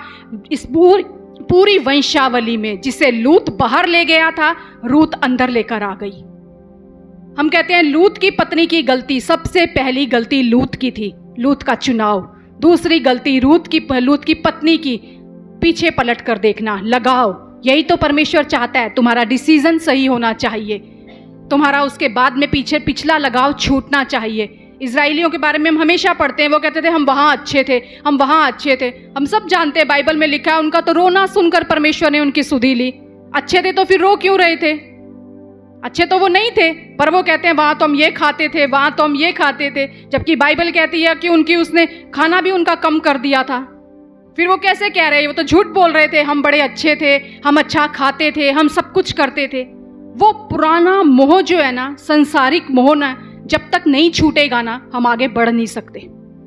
वो छोड़ना बहुत जरूरी है हमें। इतना अच्छा लगता है मुझे जब दानियल की पुस्तक पढ़ो ना, वो वहां से यहाँ लाया गया, पर उसे कभी ये नहीं लिखा वो वहां क्या करता था। पर अगर भजन संहिता 137 पढ़ते हैं ना, तो वहां लिखा हुआ है, वो दानियल का लिखा हुआ है, और दानियल कहता है हमें यरूशलेम की याद सताती है, हमें वहां गीत गाना सताता है। ये अच्छी चीजें अगर आपको सताए ना तो बड़ी अच्छी बात है, लेकिन पुरानी चीजों से हम चिपके हुए हैं ना, तब हम आगे नहीं बढ़ सकते। वो शत्रु के देश में होकर भी कह रहा है यरूशलेम हमें सता रहा है, और ये परमेश्वर के राज्य में आकर भी कह रहे हैं हमें वो मिस्र सता रहा है। ये फर्क है। जब हम परमेश्वर की उस योजना में शामिल हो जाते हैं ना, तब हम परमेश्वर की ओर नजर टिकाकर आगे चलते हैं। उस लूत की पत्नी की गलती से जानते हैं क्या हुआ? लूत की पत्नी सदोम में रहते हुए भी बड़े अच्छे से अपने परिवार को पाल रही थी, लेकिन जब उन्हें परमेश्वर से वहां से निकाला, कहां लेकर गया परमेश्वर? पहाड़ पर।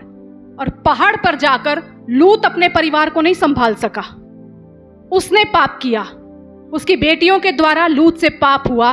परमेश्वर के वचन में अगर हमारी जड़ मजबूत नहीं है, अगर हमारी आत्मिक आंखें खुली नहीं हैं, तो हम कहीं भी रहकर ना, परमेश्वर के भवन में रहकर भी गलतियां करेंगे, बाहर रहकर भी गलतियां कर सकते हैं। लूत की पत्नी सदोम में रहकर भी परिवार को अच्छे से संभाल रही थी, पर लूत पहाड़ पर आकर भी अपने परिवार को संभाल नहीं सका। हमें सीखना है छोटी सी एक गलती, बहुत बड़ी गलती नहीं थी लूत की पत्नी की, बहुत बड़ी गलती नहीं थी अय्यूब की पत्नी की, लेकिन परिवार खराब हो गया, जनरेशन बाहर निकल गई उस योजना में से। क्यों? क्योंकि लूत अकेले परिवार संभाल नहीं सका। बहुत ज़रूरत है पति पत्नी का एक होना, बच्चों का एक होना, परिवार का एक होना, क्योंकि हर एक के लिए परमेश्वर ने योजना रखी है। आप नहीं कह सकते मैं प्रभु में मजबूत हूँ, वो जो मर्जी करे अब मैं भी वैसा ही जीवन जीऊँगी। नहीं, अगर वो परमेश्वर में मजबूत नहीं है, आपको उस परिवार को जोड़ना है, संभालना है, खराब होने से बचाना है। अगर बच्चे परमेश्वर में मजबूत नहीं है, पति पत्नी का काम है एक होकर उस योजना में उनको लेकर आना है, छोड़ नहीं देना। अरे जाए बच्चे जाते हैं चर्च तो जाए, नहीं तो ना सही। हर एक का कुछ ना कुछ रोल है, हर एक का रोल है। अय्यूब ने अपनी पत्नी को डांट कर कहा योजना में बनी रहे, योजना में बनी रहे। लूत की पत्नी नहीं कर सकी वो, और पूरा परिवार बिगड़ गया, पीढ़ियां खराब हो गई, उस परमेश्वर से बाहर निकल गई। बड़ी गहरी बातें हैं ये, कभी कभी हम बड़े हल्के में पड़ जाते हैं। लूत की पत्नी ने ऐसे किया, अय्यूब की पत्नी ने ऐसे किया, हम एक उसमें निकाल देते हैं, पर वो इतना इंपॉर्टेंट है कि न्यू टेस्टामेंट में यीशु मसीह को फिर कहना पड़ा लूत की पत्नी को स्मरण करो, लूत की पत्नी को स्मरण करो। बहुत कुछ हमारे पास सीखने के लिए है। हम दौड़ ना लगाएं कि हमें हर चीज मिल जाए, पर हम ये दौड़ में रहें, प्रभु तू मुझे मैं तुझे पहचान सकूं, तेरे साथ बना रहूं, ताकि मेरी आंखें खुलें। पता है ये हम कब जान पाएंगे कि परमेश्वर की मेरे लिए योजना है? रूत चुपचाप सब काम करती चली गई, क्योंकि उसने समर्पण कर दिया था। मुझे पसंद आए या ना आए, मेरी मर्जी से हो रहा है या नहीं हो रहा, मैंने अपने आप को सौंप दिया है, बस प्रभु के हाथ में सौंप दिया है, वो जैसे मर्जी मुझे चलाए। यही हमारे अंदर होना चाहिए। क्यों भाई मेरे हिसाब से क्यों नहीं हुआ, मैं तो ऐसे चाहता था, मैं तो ऐसे चाहती थी। इतनी जल्दी, इतना उतावलापन। आजकल हम देखें व्हाट्सएप ऐसा हो गया है ना, किसी को कुछ कहो झट व्हाट्सएप पे आ जाएगा, आपको उसके अंदर की पूरी हकीकत पता लग जाएगी, अंदर क्या चल रहा है। उतावलापन, उतावलापन, इतने उतावले हैं, हमें नहीं पता हमारे शब्द हमें मार देते हैं, हमारे शब्द हमें मारते हैं। वो गलतियां सिर्फ हमें नहीं मारती, हम सोचते हैं हमने दूसरों को कहकर सुना दिया, हमारी पीढ़ियों को खराब करती हैं, हमारी पीढ़ियों को वो खराब करती हैं। आज बहुत जरूरी है हमें ये समझना, ये उदाहरण परमेश्वर ने जो रखे हैं ना, परमेश्वर ने किसी मकसद से रखे हैं, तुम ऐसे मत बनना। यहूदा का एग्जाम्पल परमेश्वर ने रखा है, पौलुस भी हमारे सामने उदाहरण है। परमेश्वर कहता है इनसे सीखो, जो इन्होंने किया तुम मत करना, तुम मत करना। हमारे जीवन में बहुत सी बातें होंगी, पर एक बात याद रखिए, जो योजनाएं उसने बनाई है ना, उसमें कोई बुराई नहीं है, उसमें कोई हानि नहीं है। मुश्किलें आ सकती हैं, परेशानियां आ सकती हैं, लेकिन जो मिलेगा ना, अच्छा नाम मिलेगा। रूत यहाँ क्या ले रही है? फल ले रही है। कौन सा फल? आज तक उसका नाम बना हुआ है। नाम तो लूत की पत्नी का भी बना हुआ है, अय्यूब की पत्नी का भी बना हुआ है, यहूदा का भी बना हुआ है, पर किसका नाम? बड़े धन से ज्यादा अच्छा क्या है? बड़े धन से ज्यादा अच्छा नाम है, चाहने योग्य नाम। बहुत कुछ होगा आपके पास में, हो सकता है आपको लगता हो ये मुझे नाम देगा, ये मुझे फेम देगा, ये सब कुछ देगा। कुछ नहीं। मूसा ने क्या कहा? मूसा ने मिस्र का सारा धन छोड़कर, अगर हम इब्रानियों की पुस्तक उसका 11वां अध्याय 26वां वचन पढ़ें तो वहां मूसा क्या कहता है? उसने मसीह के कारण निंदित होने को मिस्र के भंडार से बड़ा धन समझा। क्या समझा उसने? उसने मसीह के कारण निंदित होने को मिस्र के भंडार से बड़ा धन समझा, क्योंकि उसकी आंखें फल पाने की ओर लगी हुई थी। आज क्या मिल रहा है या आज क्या मिलेगा, इसको छोड़कर ना फल पाने की चाह रखो। मूसा ने उस धन के भंडार को छोड़ दिया। निंदित होना ज्यादा बेहतर है। मुझे परवाह नहीं ये कितना धन है, लेकिन जो मुझे मिलेगा वो मेरे लिए बहुत ज्यादा है। और यही बात पौलुस कहते हैं 3 अध्याय के फिलिपियों 3 के 7वें वचन में, जो जो बातें मेरे लिए लाभ की थी उन्हीं को मैंने मसीह के कारण हानि समझ लिया है। उन्हीं को मैंने मसीह के कारण हानि समझ लिया है। अगर आपकी लाइफ में आप चाहते हैं परमेश्वर की योजना पूरी हो, पहला काम आपको करना होगा, एक बुद्धिमान स्त्री बनना होगा। जहां बुद्धिमान स्त्री घर को बनाती है, जोड़ती है, संवारती है, वो सबसे ज्यादा जरूरी है, एक बुद्धिमान स्त्री होना। दूसरी चीज, समर्पण परमेश्वर के आगे। जब हम उस पर कहते हैं ना हम भरोसा करते हैं, तो जो भरोसा करते हैं वो वही करते हैं जो वो कहता है। अगर आपके जीवन में आप अपने पुराने मैं को त्याग नहीं सकते, आप आशीषों के भागीदार नहीं हो सकते। समर्पण है, बलिदान है, तो आशीषें आपके पास हैं। योजनाएं परमेश्वर की हैं और वो 100% परमेश्वर कहता है, गारंटी दे रहा हूं मैं तुमको, परमेश्वर कहता है फल तुम्हें मिलेगा, उसमें कोई हानि नहीं है। अंत में तुम्हारी आशा पूरी होगी। लंबी हो सकती है जर्नी, कठिनाई व भरी हो सकती है, लेकिन आपका एक ही काम है, अगर आप उस वचन के ऊपर चलते रहेंगे, डूबने लगेंगे तो वो खुदा खुद बचा लेगा, क्योंकि आप उसके वचन के ऊपर चल रहे हो। जब वो कहता है ना सब छोड़ के मेरे पीछे चलो, सोचना नहीं है ये छोड़ूंगा और ये पकड़ूंगा। प्रभु सब छोड़ दिया, तूने कहा बस तू लेकर चल। और सबसे बड़ी बात मैं कहती हूं, जो भलाई देखना चाहता है ना, अपने मुंह को बंद कर ले। नेतागिरी बंद कर दो। हर जगह आपको वहां घुसना जरूरी नहीं है, हर जगह आपका बोलना जरूरी नहीं है। 2 लोगों के मसले में कई बार आपको पता भी नहीं होता क्या बात है, पर फिर भी हम एंट्री मारते हैं, क्योंकि हमें लगता है अरे हम तो बहुत होशियार हैं। आप नहीं जानते, ये आपकी बातें, आपका बड़बोलापन, आपका उतावलापन आप ही के जीवन में श्राप को लेकर आता है। क्योंकि 10 पीढ़ी छोटी बात नहीं है। मोआब 10 पीढ़ी के लिए बाहर हुआ और अम्मोनी 14 पीढ़ी के लिए बाहर हो गए।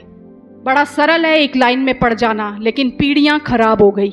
लेकिन परमेश्वर ऐसा भला परमेश्वर है, ऐसा प्रेमी परमेश्वर है, घुमा के अपनी योजना को वो पूरी करना जानता है। अब आपके ऊपर है 11 दिन की यात्रा को 40 साल की बनाना है, या उस 11 दिन की यात्रा में से ही परमेश्वर की आशीषों को लेते हुए चलना है। ये हमारे ऊपर है। परमेश्वर कहता है आज भी अगर चुनाव सही करोगे, सही डिसीजन लोगे, तो आशीषें तुम्हारी हैं। आज भी अगर पिछला छोड़कर मेरी ओर नजर टिकाकर दौड़ोगे, आशीषें तुम्हारी हैं। आज भी अगर हर परिस्थिति में सिर्फ चुप होकर खड़े रहोगे और जान लोगे कि मैं ही तुम्हारा परमेश्वर हूं, तो आशीषें तुम्हारी हैं। क्योंकि तुम्हारे लिए मैंने सिर्फ लाभ की योजनाएं बनाई हैं, हानि की नहीं है। याद रखिए और इस बात को पकड़ लीजिए, मेरे जीवन में सिर्फ परमेश्वर लाभ ही की बातें पूरी करेगा, अगर मैं उसमें बना हुआ हूं, अगर मेरी बॉन्डिंग उसके साथ है, अगर मैं चुप होकर उसकी सुनकर उस पर भरोसा रखकर विश्वास दिखाता हुआ। रूत के पास तो विश्वास दिखाने के लिए कुछ भी नहीं था, नोमी के पास तो कुछ भी नहीं था। नोमी तो कहती मैं तो खाली हूं,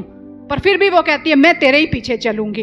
तो जरूरी नहीं जहां आपको बहुत कुछ दिख रहा है लूत की तरह हम वो चुनाव करें। अगर नोमी आपको खाली भी नजर आ रही है ना, आप परमेश्वर के वचन के अनुसार उस स्थान को चुनते हैं, परमेश्वर वहां भी आपको कभी खाली नहीं छोड़ेगा। वहां भी आपको वो कहता है तू फल पाएगी जब तू मेरे निकट आएगी। तो मैं विश्वास करती हूँ आज इस वचन के द्वारा परमेश्वर एक ही बात चाहता है, हमारे परिवार बने रहें, हमारी पीढ़ियां बनी रहें, हमारी कलीसिया बनी रहे, क्योंकि हमारी एक गलती सिर्फ हमारे परिवार को नहीं बिगाड़ती, हमारी कलीसिया को भी बिगाड़ती है।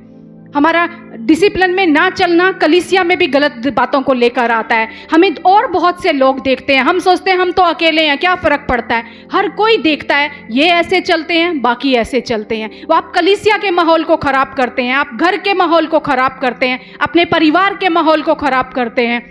बहुत ज़रूरी है हर जगह हम अपनी जिम्मेवारी को समझें, एक डिसिप्लिन में रहें, परमेश्वर के प्रति आदर रखें, उसका भय रखें, और जब हमारे अंदर ये होगा समर्पण कभी मुश्किल नहीं होगा। आसानी से आप उसके आगे अपने आप को दीन और नम्र कर देंगे। मैं विश्वास करती हूँ आज इस वचन के द्वारा परमेश्वर ने हमसे बात की है, तो आइए हम उस खुदा को धन्यवाद दें कि वो भला है और सदा हमसे अपनी बातें कहता है और चाहता है कि हम वो जीवन जिएं जो खुदा हमें देने आया। आमीन।